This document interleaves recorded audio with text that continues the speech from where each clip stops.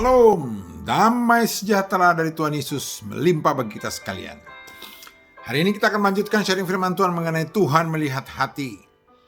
Dan topik hari ini adalah patah hati yang membawa hampir kepada putus asa. Kita ambil dari firman Tuhan dalam 2 Raja-Raja 20 ayat 1 sampai dengan 7. 2 Raja-Raja 20 ayat 1 sampai 7. Begini firman Tuhan ayat 1. Pada hari-hari itu Hizkia jatuh sakit dan hampir mati.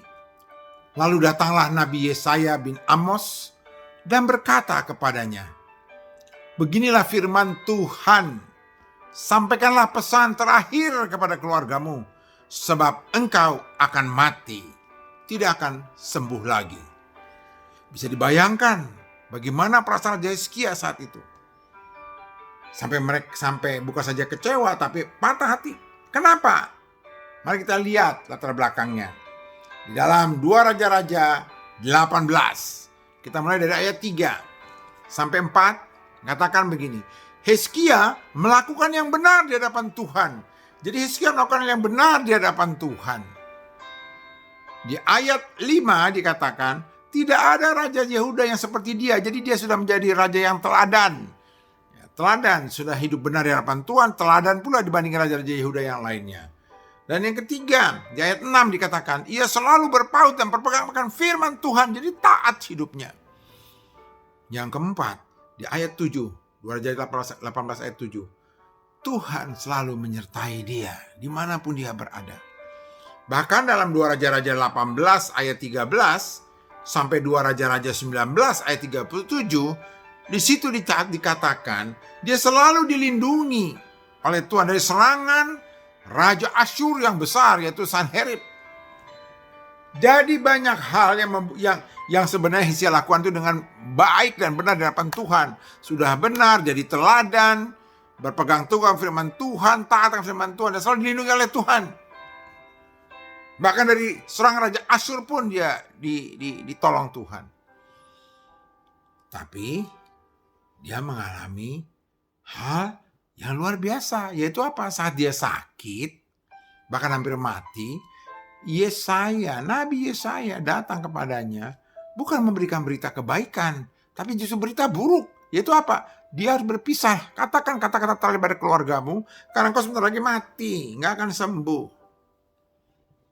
Itulah yang membuat Hizkia patah hati. Kita juga dalam kehidupan sehari-hari sering kita alami. Kita sudah hidup benar di hadapan Tuhan, taat beribadah, bahkan hidup kita menjadi teladan.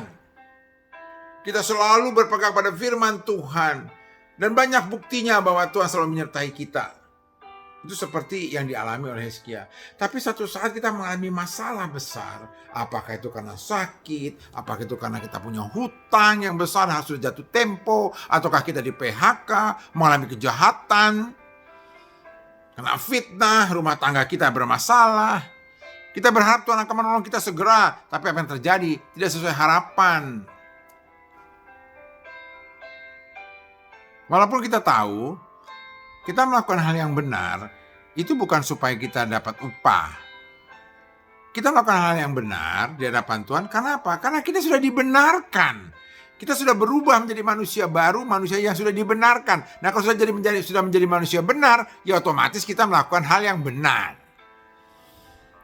Kita menjadi teladan dalam hidup kita. Bukan supaya kita dipuja-dipuji, tidak. Kita menjadi teladan karena kita mengikuti teladan kita, yaitu Yesus. Karena Yesus adalah idola saya. Yesus itu idola saya. Maka saya meneladani idola saya. Sama kayak kita mengidolakan satu orang artis. Dari cara berpakaiannya, tingkah lakunya, cara bicaranya, itu kita ikuti. Nah, kalau kita idola kita Yesus, kita mengikuti apa yang dilakukan. Itu sebabnya saya jadi teladan. Nah, kalau saya berpegang pada firman Tuhan, itu semata-mata karena itu satu-satunya jalan yang benar.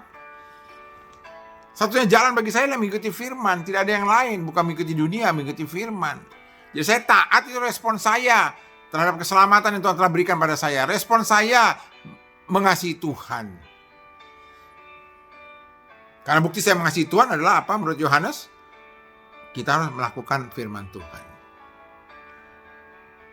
Nah, dalam kehidupan kita sehari-hari, kita mendapatkan jawaban yang di luar dugaan, yang justru membuat kita kecewa dan sempat-sempat kita patah hati sama Tuhan.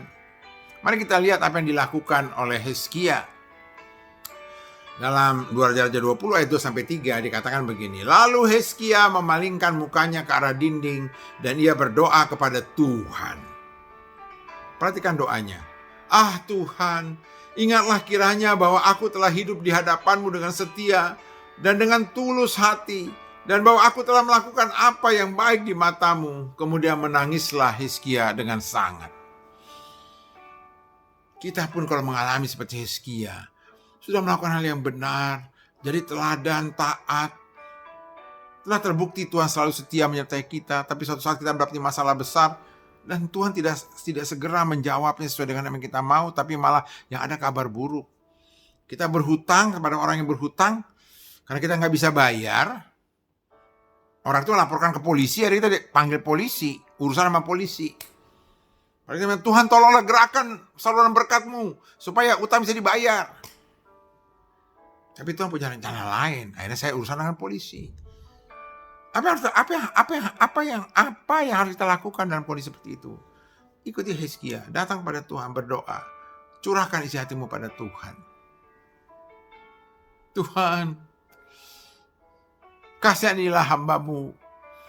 Engkau telah menyelamatkan aku, Engkau telah membenarkan aku, Engkau selalu menyertai aku, dan aku tahu Engkau mengasihi aku. Aku tahu Engkau selalu menyertai aku tahu pertolongan-Mu tidak terlambat. Aku selalu ingat Tuhan akan firman-Mu itu. Ucapkanlah firman Tuhan itu. Dijawab Tuhankah itu? Mari kita lihat apa yang terjadi pada Hizkia. Dalam 2 Raja-Raja 20 ayat 5-6. Beginilah firman Tuhan Allah Daud, Bapa leluhurmu. Telah kudengar doamu dan telah kulihat air matamu. Sesungguhnya aku akan menyembuhkan engkau. Aku akan memperpanjang hidupmu 15 tahun lagi. Bayangkan, dia tidak mau mati. Dia ingin sembuh dari sakitnya. Dan Tuhan jawab, engkau akan disembuhkan, bahkan umurmu akan diperpanjang 15 tahun lagi. Sesuai permintaan dia, sesuai dengan keinginan dia dalam hatinya. Tapi apakah hanya itu yang Tuhan berikan? Tidak. Ayat tadi selanjutnya mengatakan, dan aku akan melepaskan engkau dan kota ini, Yerusalem, dari tangan Raja Asyur. Itu yang dia tidak minta, tapi dia juga harapkan Tuhan berikan. Jadi bukan hanya dia sembuh tambah umur 15 tahun, tapi juga dilepaskan. Dia dan kota Yerusalem itu dilepaskan dari Raja Asyur. Supaya genaplah firman Tuhan seperti kita bahas di dalam Daud saat Daud merasakan kesesakan hati. Dia minta cuma 2 hal, Tuhan jawab 3. Kejar, bisa susul, Tuhan jawab yang ketiga. Kau bisa melepaskan. Ini pun demikian. Sembuh, hidup 15 tahun lagi, dan kau dilepaskan dari Raja Asyur. Seperti tertulis dalam Efesus 3 ayat 20. Efesus 3:20. Bagi dialah yang dapat melakukan jauh lebih banyak daripada yang kita doakan atau pikirkan. Seperti yang ternyata dari kuasa yang bekerja dalam kita. Dalam Filipi 4 ayat 19 dikatakan, Allahku akan memenuhi segala keperluanmu menurut kekayaan dan kemuliaannya dalam Kristus Yesus. Jadi Tuhan pasti selalu menjawab, memberikan lebih dari yang kita minta, yang kita pikirkan. Jadi jangan lagi saudara patah hati. Karena saudara dalam rencana Tuhan. Tuhan tahu apa yang harus dilakukannya. Dia hanya butuh kita punya iman dan datang kepadanya. Itu sebagai firman penutupnya dalam Amsal 15 ayat 29. Amsal 15 ayat 29. Tuhan itu jauh daripada orang fasik, tetapi doa orang benar didengarnya. Doa orang benar didengarnya. Doa Hizkia yang hidup benar didengarnya. Doa kita yang sudah dibenarkan oleh darah Kristus pasti juga didengarnya. Tuhan memberkati saudara. Segala kemuliaan bagi Tuhan tempat mati ini. Haleluya. Shalom.